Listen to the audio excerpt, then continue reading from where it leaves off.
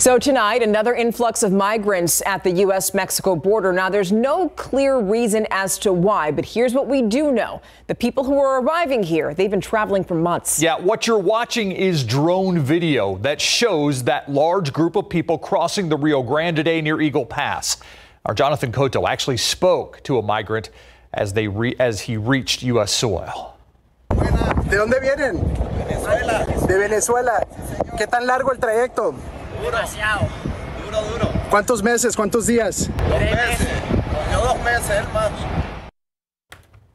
Those migrants said they're from Venezuela. It took them 2 to 3 months to get here. The mayor of Eagle Pass issuing an emergency declaration. It allows the city to request additional resources and take certain, quote, emergency protective measures, end quote.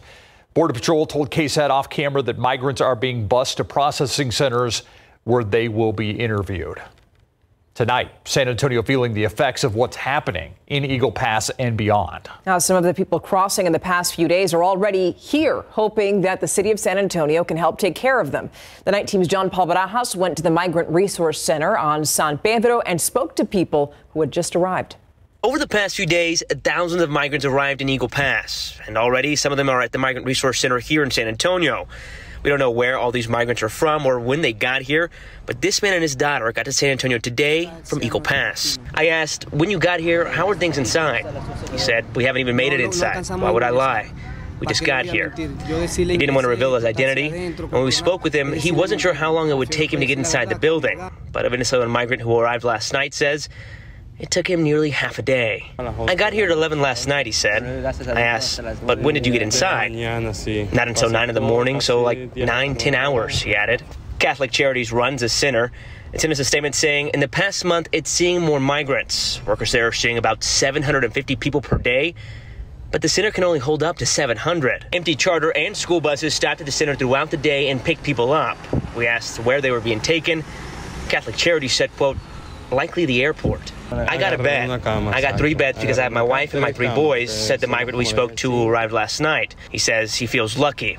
Not all who stayed overnight have beds. Many slept behind dumpsters or even in ditches. Thank God that I'm here because everyone has a dream or a mission. But there's a lot of migrants that are coming, he said. And back out here, it's 10 o'clock at night and migrants are still arriving. Just a few minutes ago, we saw a blue double-decker bus pull in. It looked to be either mostly full or completely full. Now, there was also some smaller buses that came in after that were completely empty, so potentially busing some people out before the night's over. That is yet to be seen. And lots of people here inside the gates of the Migrant Resource Center just hanging out, waiting. We spoke to a few men that were standing here a few moments ago, said that they were here since 5 o'clock in the afternoon, and they were still waiting to see if they were going to be one of the lucky ones that would get a bed tonight. Obviously, they're still waiting. Other people have already made other plans, getting a spot and claiming a spot here on the street. Many of them putting down a piece of cardboard just to give them some type of cushion instead of just being directly on the concrete. And across the street from the Migrant Resource Center at the CC's Pizza, all those people right there, they're migrants. They're all just hanging out, waiting, trying to figure out what their next move will be. Many of them trying to get food with whatever little money they have. A lot of them just pesos, regardless of where they came from. A lot of them come to Mexico and don't have a lot of money. Now, we're waiting to see how many people will actually stay here tonight or how many people will actually be inside. That is to be determined. As you see, lots of people out here. Now, we also told you about the little bit of information from the Catholic Charities. We also reached out to the city and the county by phone to see how they're planning to address this migrant influx. We have not heard back yet. At the Migrant Resource Center, John Paul Barajas, KSAT 12 News.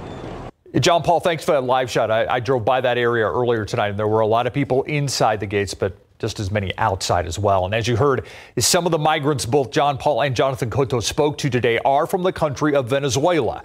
Earlier tonight, the U.S. Homeland Security Secretary announced that eligible Venezuelan nationals may qualify for temporary protected status, but that is only available to those who are in the U.S. before July 31st. Homeland Security says the 18-month temporary protected status is based on Venezuela's instability and lack of safety. Keep up to date with all of San Antonio's top news, weather, and so much more by clicking the like and subscribe buttons below. And once again, thanks for watching KSAT.